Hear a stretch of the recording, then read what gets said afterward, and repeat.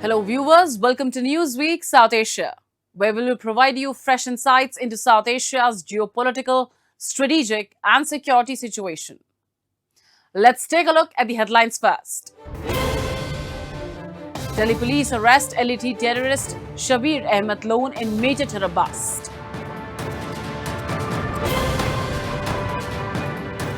Awami League activists flagged right concerns at UN Human Rights Council. And encounter breaks out in Jammu and Kashmir's Ganderbal amid anti-terror operations.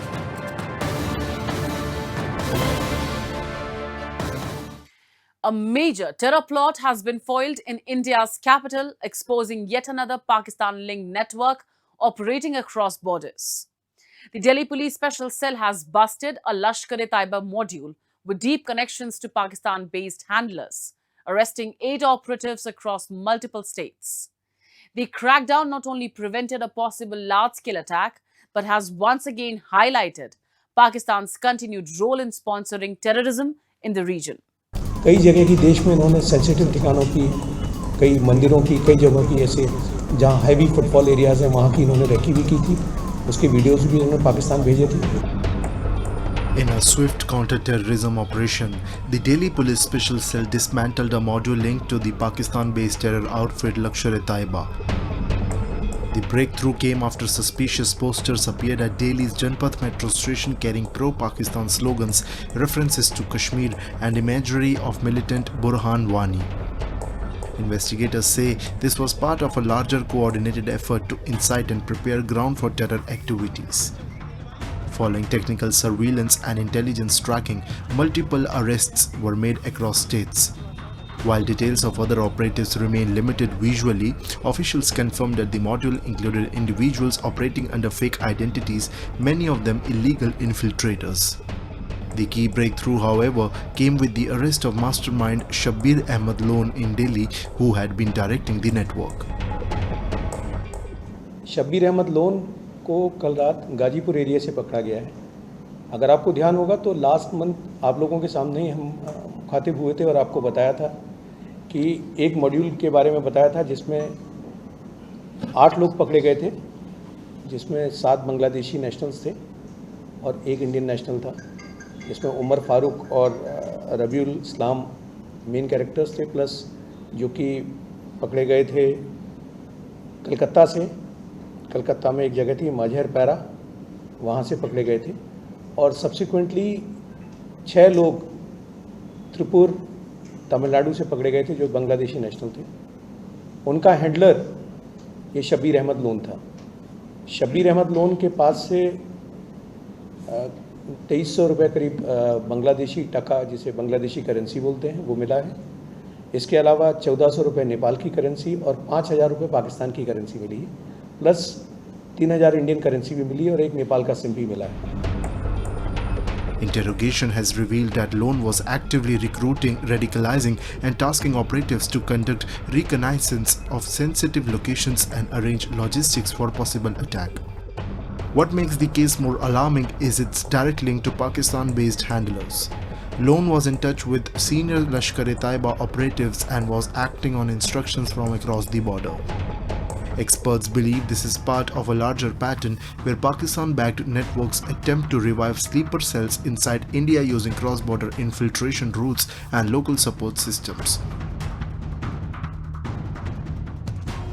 These sleeper cells are very, very dangerous as far as India is concerned, because any small incident can lead to much larger ramifications. It is not simply putting a bomb at a temple and 2-3 people being killed and all that. These sort of actions have national ramifications and also international ramifications, and it draws attention to certain it draws attention to India in a very negative way. And then a whole lot of people will come out in support of these groups to say that, okay, they are only doing it because they were targeted or because they are being oppressed. Whereas that is not the case. They are doing it to destabilize India. And there are many external agencies. The ISIs, of course, the Pakistanis are one of them. But there are other agencies also who want to see India destabilized to some extent so that they can influence Indian foreign policy. That is the larger aim. Pakistan is certainly involved, and they're not going to let go so easily unless we continue to maintain the pressure which we have maintained since Operation Sindoor. The case also highlights a broader and deeply concerning trend: Pakistan's continued reliance on proxy terror networks to wage an asymmetric war against India. From Jammu and Kashmir to metropolitan cities, sleeper cells backed by Pakistan-based handlers have repeatedly attempted to destabilize internal security. The use of foreign nationals, fake identities, and digital radicalization further complicates the threat landscape.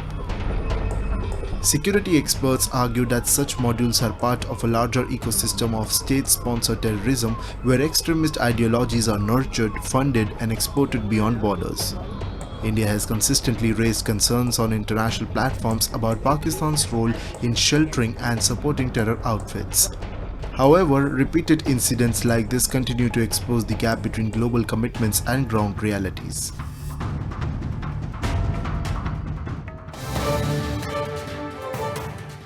At a time when global attention is focused on human rights, protests against Bangladesh's political climate have reached the international stage. In Geneva, Awami League supporters and civil society groups have rallied outside the United Nations Human Rights Council, alleging a crackdown on political opposition, shrinking press freedom, and rising violations against minorities. Claims that now demand wider global scrutiny. A report.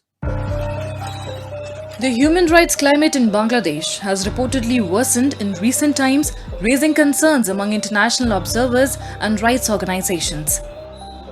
Reports suggest that political opponents and minority communities are facing increasing pressure with allegations of arbitrary detentions and mistreatment.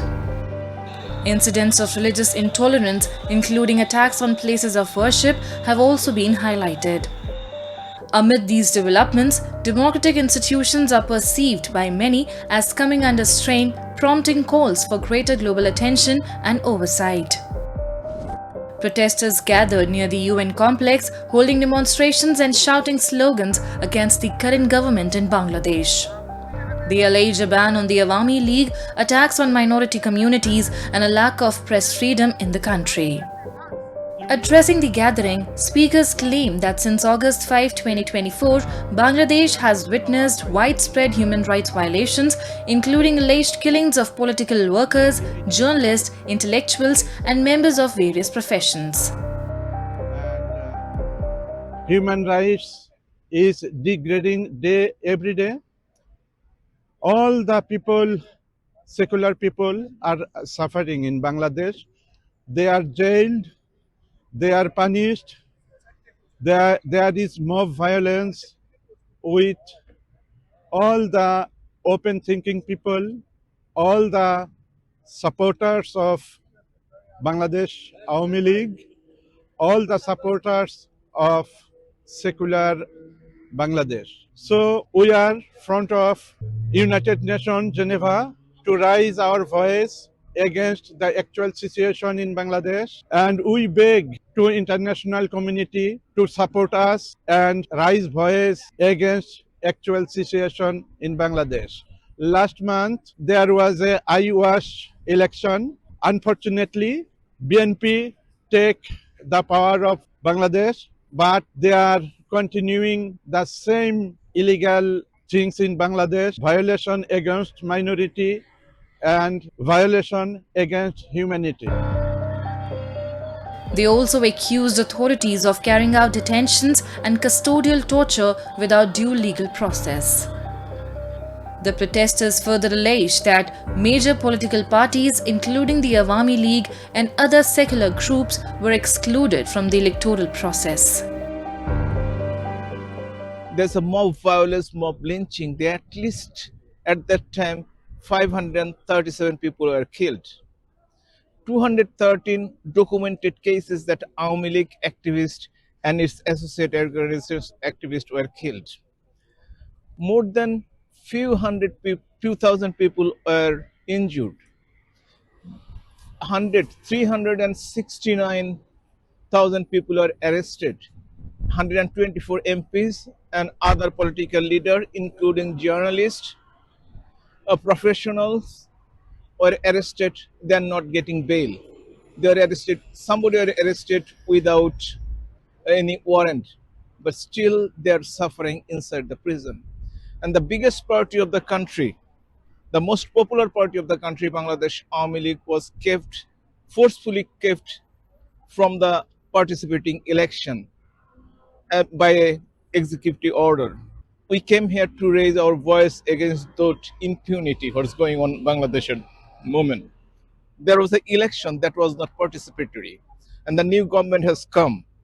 We urge that these people who is suffering in the prison, or those people who are not go to their own houses because of extortion and threat, please let them go in. And we want fair trial. We want justice. They termed the February 12 elections divisive and lacking credibility, raising concerns over inclusivity and legitimacy. The demonstration, organized by human rights and civil society groups, called for restoring constitutional rights, democracy, and the rule of law in Bangladesh. The protest coincided with discussions at the United Nations Human Rights Council, placing the situation in a broader global context. Amid evolving political developments following the formation of the new government, Bangladesh faces an uncertain path ahead, with the coming months expected to play a crucial role in shaping its political direction and governance landscape.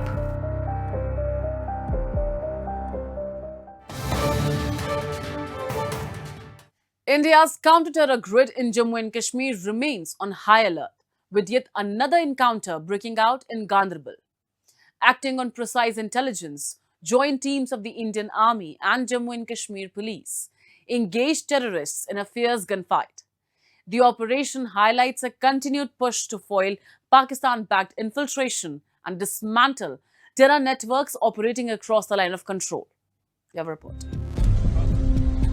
The latest encounter erupted in the dense forest area of Ganderbal district, where security forces launched a cordon and search operation based on specific intelligence inputs. As troops advanced towards suspicious movement in the upper reaches, terrorists opened fire, triggering a fierce gunfight. The operation is being jointly conducted by the Indian Army and Jammu and Kashmir Police, showcasing a robust and coordinated counter-terror grid. According to the Army's Chinar Corps, terrorists engaged the forces during the search operation, but troops responded swiftly, turning the ambush into a tactical advantage. The contact is there with the terrorists, and I'm sure at least 2 to 3 terrorists are going to be eliminated in the encounter. What is required is the area is vast, area is mountainous, So therefore, if there's a combination of technological intelligence and human intelligence shared between police and army, and then an operation is launched, then it results into a good success. So therefore, a combination of intelligence-driven operations where technology plays a good role, human intelligence also plays a good role, results into good success. And this is exactly what is happening in the Ganderbal operations, and also it ensures that the collateral damages to the civilian establishments is also reduced. This is part of a larger pattern. Just weeks earlier, Indian forces delivered a decisive blow to infiltration attempts in the Uri sector of Baramulla district, an area frequently used by Pakistan-backed terror operatives to infiltrate into Jammu and Kashmir. Acting on precise intelligence inputs, a joint operation was launched on the night of March 14 and 15 in the Buchar area. Troops detected suspicious movement in the thicket and repositioned strategically. When challenged, the infiltrating terrorist opened fire but was swiftly neutralized, marking yet another failed attempt by Pakistan to push terror across the border. Security forces recovered an AK rifle, pistols, and a large quantity of ammunition from the site. Clear evidence of the scale and intent of these infiltration pits. Officials confirmed that search operations continued to ensure complete sanitization of the area. Infiltration, 95% is being stopped on the LOC. In the hinterland also regular anti-terrorist operations are carried out by which a large number of terrorists get killed at regular intervals. In fact, Pakistan is able to maintain the temperature of violence in the valley only by infiltrating fresh terrorists. So therefore, terrorism is at an all-time low. There is no doubt on that issue. But Pakistan has to ensure that it remains in limelight. So therefore, it will keep on attempting to infiltrate as many terrorists in Kashmir as possible so that the issue of Kashmir remains alive. For decades, Pakistan has relied on proxy terror networks to destabilize Jammu and Kashmir. From infiltration attempts along the line of control to arming and guiding terrorists, the pattern remains consistent. However, India's response has evolved, shifting from reactive to proactive intelligence-led operations that neutralize threats before they can escalate. Each encounter, each foiled infiltration and each recovered cache of arms sends a strong message. India is not just defending its borders but actively dismantling the infrastructure of cross-border terrorism. The ongoing operation in Gandarbal is yet another example of this firm and uncompromising approach.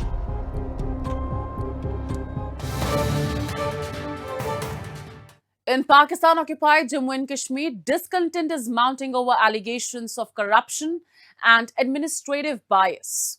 In Muzaffarabad, Forest Department employees have taken to the streets, protesting against violations in seniority and promotion processes.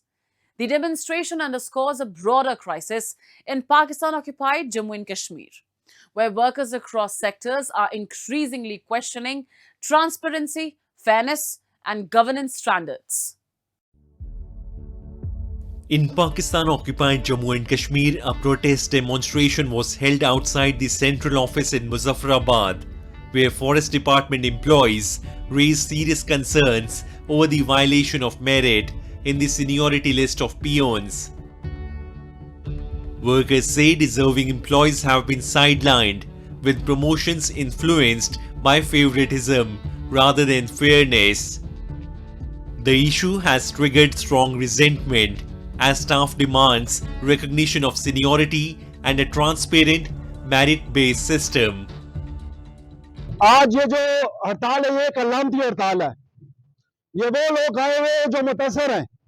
आज हमने इस हड़ताल को इतना कमजोर न समझा जाए कि आप देख रहे होंगे कि शायद ये वो लोग कम हैं। ये लोग कम नहीं, ये वो लोग हैं जिनके साथ सैनिटी में खिलवाड़ किया गया है। इस तरह मेरे दोस्त ने कहा 2004 में और 2002 में भर्ती होने वाले आज वो भीख मांग रहे हैं, वो रिटायरमेंट के करीब है, उनकी उम्र 58 साल हो चुकी है, तो यह 59 साल का हो चुका है, पर उनको हक नहीं दिया गया। वो इसलिए नहीं दिया गया कि यहाँ पे अपने अदीब वर्कआउट को हमेशा प्रमोट किया गया और जो गरीब का बच्चा होता है उसको सिर्फ सन्यासी के पीछे लगाया जाता है। For these employees, the struggle goes beyond promotions. Forest Department workers who play a vital role in protecting forests and wildlife continue to work under uncertainty and insecurity.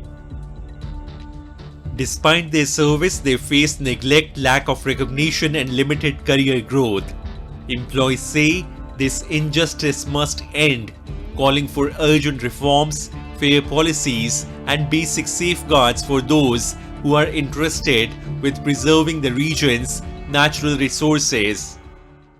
जिसमें कुटला भी आता था, जिसमें लछराट भी था, जिसमें डल्ला भी था, तमाम मुजफ्फराबाद का कोटा था। इस कोटे को मजमूआ करके एक मोहल्ले का कोटा बना दिया गया, जिसकी पुरजोर मजम्मत करते हैं, हम नहीं मानते। दूसरी बात, ये जंग इन बेलदारों की है, इन बाचरों की है, अपने इनके हकूक़ के लिए हम आपके साथ खड़े हैं, खड़े रहेंगे हम वक्त। लेकिन इसके लिए आपको भी अपनी कमर बांधनी पड़ेगी, आपको भी हमारे साथ खड़ा होना पड़ेगा अपने हक के लिए। जब तक आप अपने हक के लिए नहीं खड़े होंगे तब तक आपको कोई भी हक नहीं दे सकता।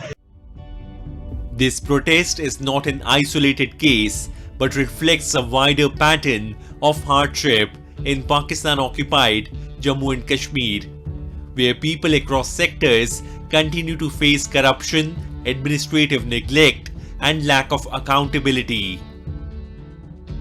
From delayed payments to limited opportunities and weak infrastructure, daily life remains a struggle. Repeated protests highlight growing public frustration as citizens demand systemic reforms and a governance structure that ensures fairness, transparency, and basic dignity.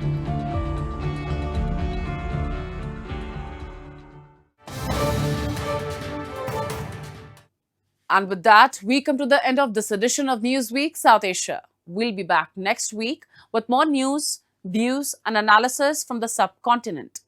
Meanwhile, do keep writing to us at nwsa@anin.com. This is Shivangi Mishra signing off on behalf of the entire team of Newsweek South Asia. Goodbye and take care.